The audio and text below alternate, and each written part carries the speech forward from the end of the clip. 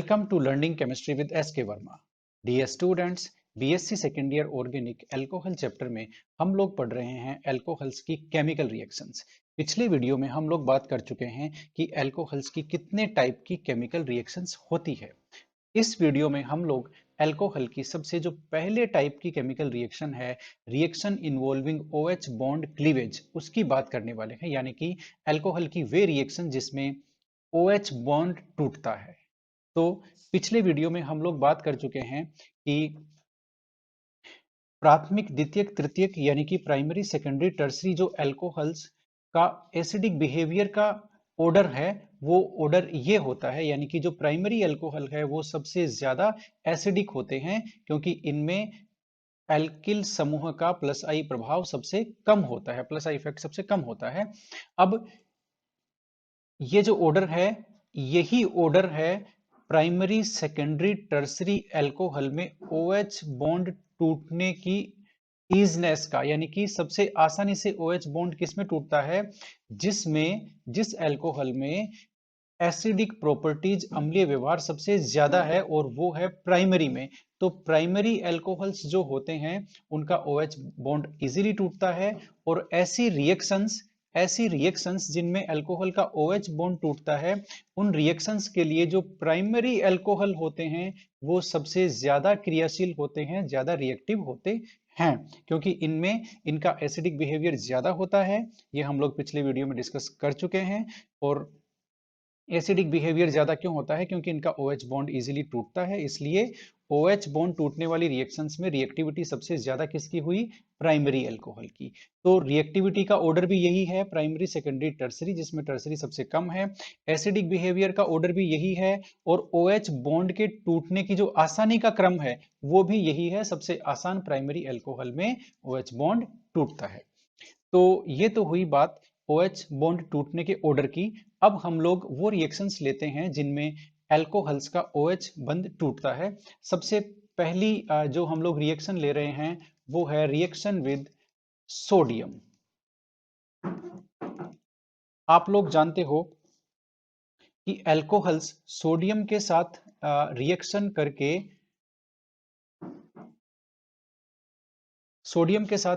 करके sodium alkoxide बनाते हैं।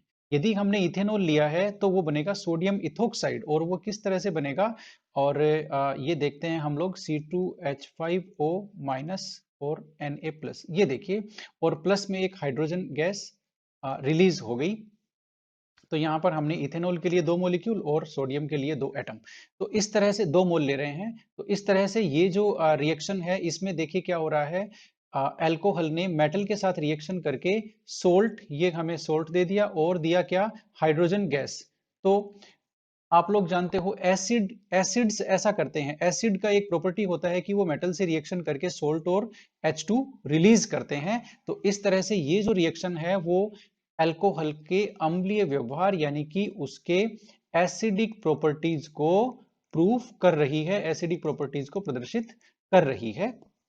इसी तरह से यदि अल्कोहल की रिएक्शन हम लोग सोडियम अल्कोहल की रिएक्शन हम लोग सोडियम हाइड्राइड से कराएं तो भी हमें यही रिएक्शन मिलेगी, यही प्रोडक्ट होगा, सोडियम एथोक्साइड, और एक हमें मिलेगा हाइड्रोजन गैस। तो ये जो रिएक्शन है जिसमें अल्कोहल इथेनॉल की रिएक्शन हम लोग सोडियम हाइड्राइड से करा रहे हैं, ये रिएक्शन भी अल्कोहल के एसिडिक प्रॉपर्टीज को दिखा रही है। इसके अलावा यदि हम कोई भी अल्कोहल ले लें, उसकी रिएक्शन सोडियम एमाइड से कराते हैं, NaNH2 से हम लोग रिएक्शन कराते हैं, तो भी हमें वही मिलेगा, एल्कोक्साइड आयन मिलेगा, सोडियम एल्कोक्साइड आयन, और उसके साथ हमें मिलेगा अमोनिया गैस। तो इस तरह से ये जो तीनों अभिक्रियाएं हैं, ये तीनों अल्कोहल के अम्लीय व्यवहार, उसके एसिडिक प्रॉपर्टीज को शो कर रही हैं, प्रदर्शित कर रही हैं, और साबित कर रही हैं कि अल्कोहल में दुर्बल अम्ल के गुण होते हैं।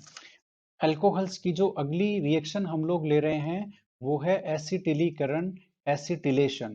इसमें हम लोग अल्कोहल्स में एसिल समूह है, इसमें अल्कोहल्स का एसिटिलीकरण हो जाता है, उनमें एसिल समूह जो होता है वो जुड़ जाता है, और एसिल समूह जुड़ने की वजह से अल्कोहल्स बनाते हैं एस्टर। तो इस रिएक्शन में हम लोग अल्कोहल से एस्टर किस तरह से बनता है ये देखते हैं, और किस तरह से उनमें एसिल समूह है यानी कि CH3 C double bond O, ये जो समूह है ये एसिल समूह है, ये किस तरह से जाकर के वहां जुड़ता है ये हम लोग देखते हैं।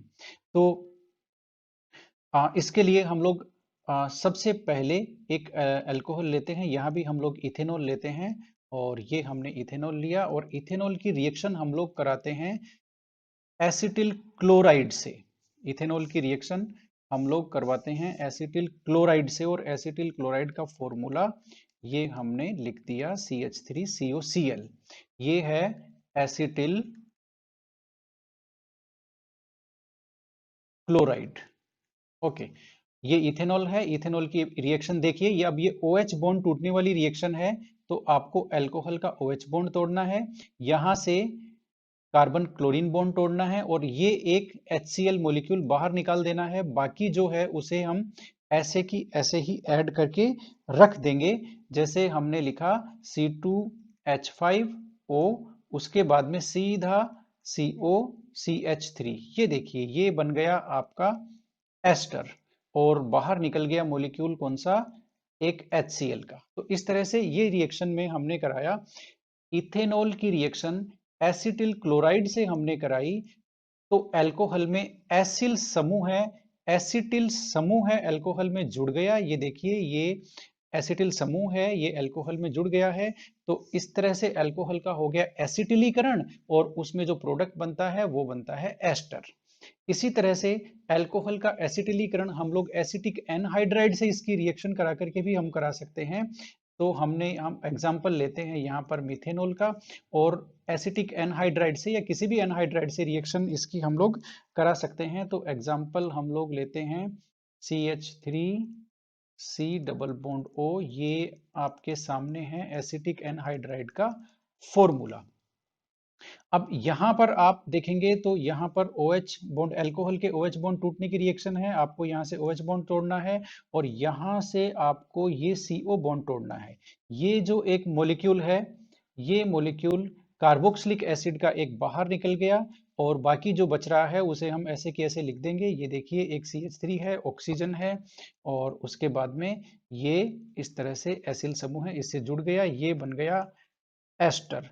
और बाहर क्या निकल गया, बाहर ये जो मॉलिक्यूल है ये कार्बोक्सिलिक एसिड का मॉलिक्यूल, एसिटिक एसिड का मॉलिक्यूल ऐसे की ऐसे बाहर निकल गया। तो इस तरह से ये है कार्बोक्सिलिक अम्ल, एसिटिक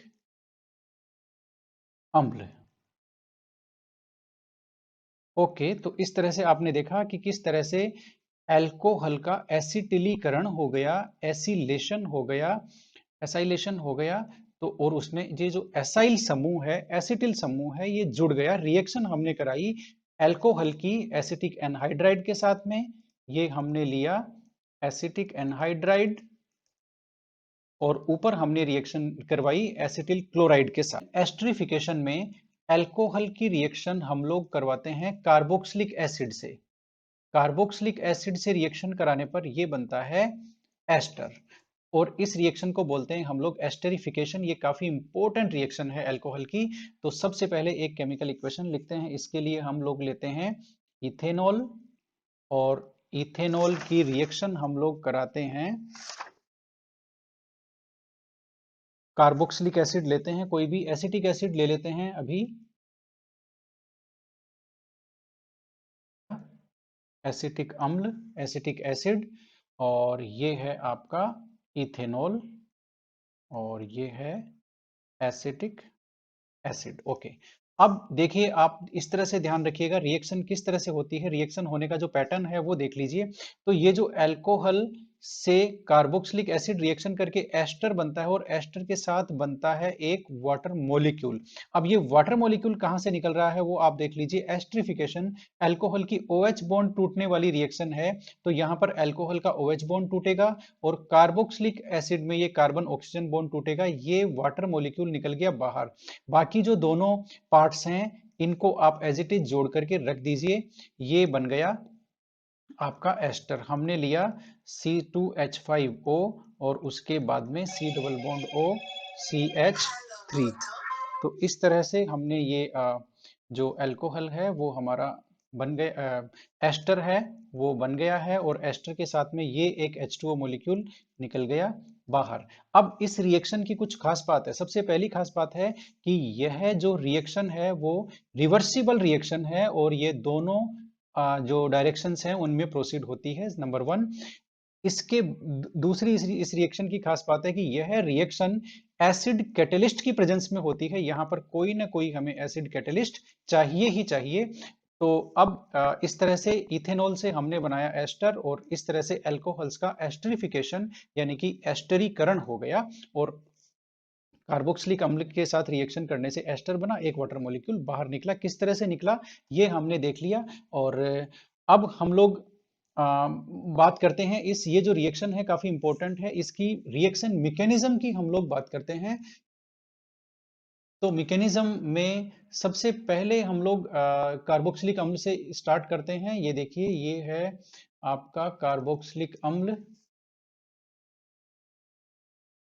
तो हमने लिया कार्बोक्सिलिक अम्ल का एक अणु, और इसकी रिएक्शन हम जानते हैं, एस्टरिफिकेशन जो रिएक्शन है वो एक रिवर्सिबल रिएक्शन है, इसलिए इस रिएक्शन के जो सारे स्टेप्स हैं, इसकी जो मैकेनिज्म में सारे स्टेप्स हैं वो रिवर्सिबल हैं।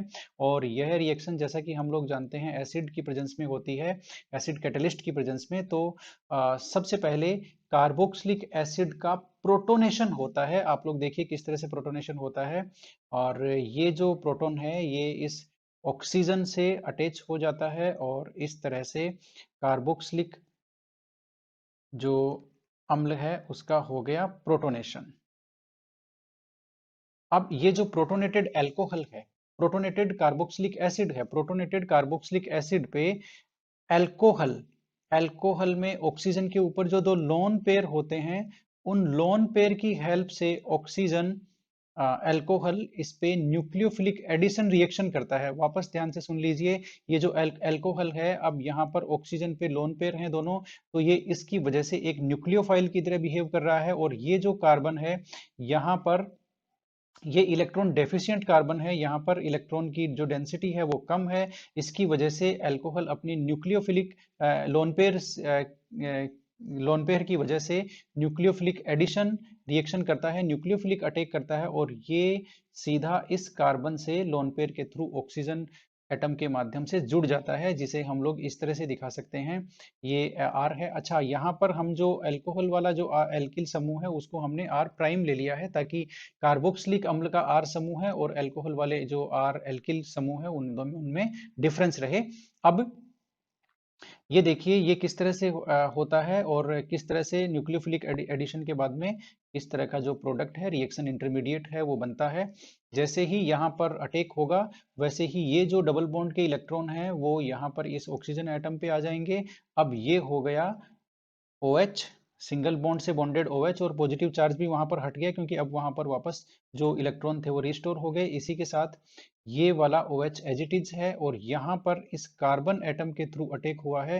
तो कार्बन एटम ने अपने लोन पेयर यूज किए हैं, और ऑक्सीजन एटम के थ्रू अटैक हुआ है, ऑक्सीजन एटम ने अपने जो लोन पेयर हैं वो कार्बन के साथ बंध बनाने में यूज लिए हैं, इसलिए ऑक्सीजन के ऊपर आ गया पॉजिटिव चार्ज, और ये उसका हाइड्रोजन एटम अल्कोहल का ऐसे की ऐसे। अब ये जो इंटरमीडिएट बना है ये है एक टेट्राहेड्रल इंटरमीडिएट, इसे हम लोग बोलते हैं टेट्राहेड्रल इंटरमीडिएट।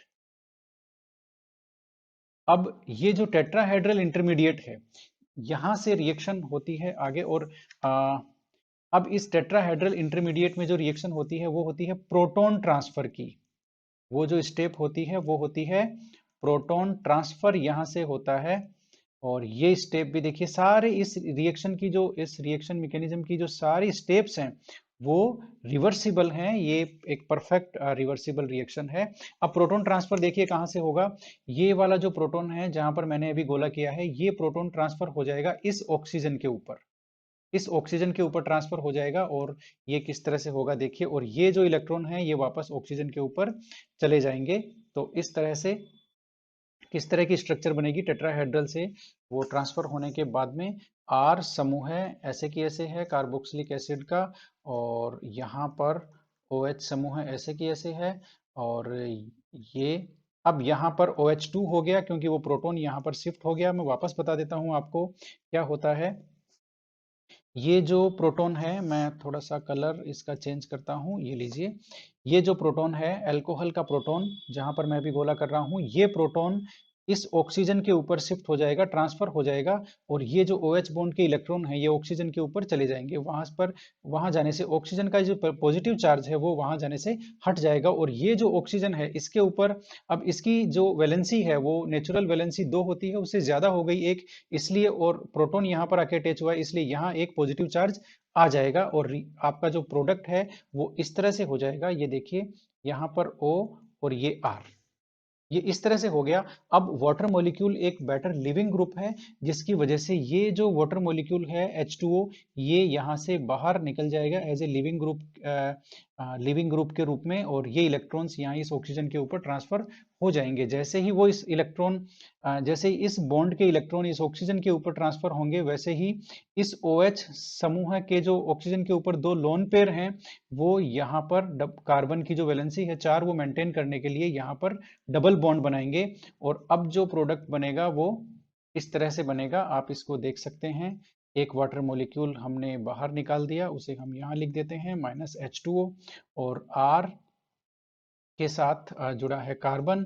अब यहाँ पर वापस डबल बॉन्ड हो गया, डबल बॉन्ड होने से ऑक्सीजन के ऊपर पॉजिटिव चार्ज आ गया, और ये हाइड्रोजन है। अब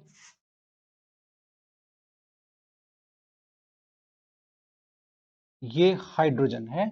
अब यहाँ पर तो कोई H2O मॉलिक्यूल था वो बाहर निकल गया, यहाँ पर कुछ नहीं है, ये OR एज इट इज है। और यहाँ पर ये R जो है अल्कोहल का है, यहाँ पर हमने प्राइम लगाया हुआ है। तो इस तरह से अब ये मिल गया प्रोटोनेटेड एस्टर। आप इसको ध्यान से देख सकते हैं, ये प्रोटोनेटेड एस्टर है।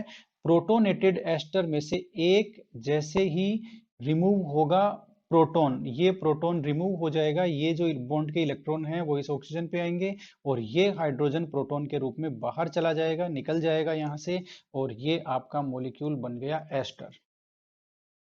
तो इस तरह से ये देखिए, ये बन गया एस्टर। तो इस तरह से अल्कोहल की रिएक्शन हुई किससे?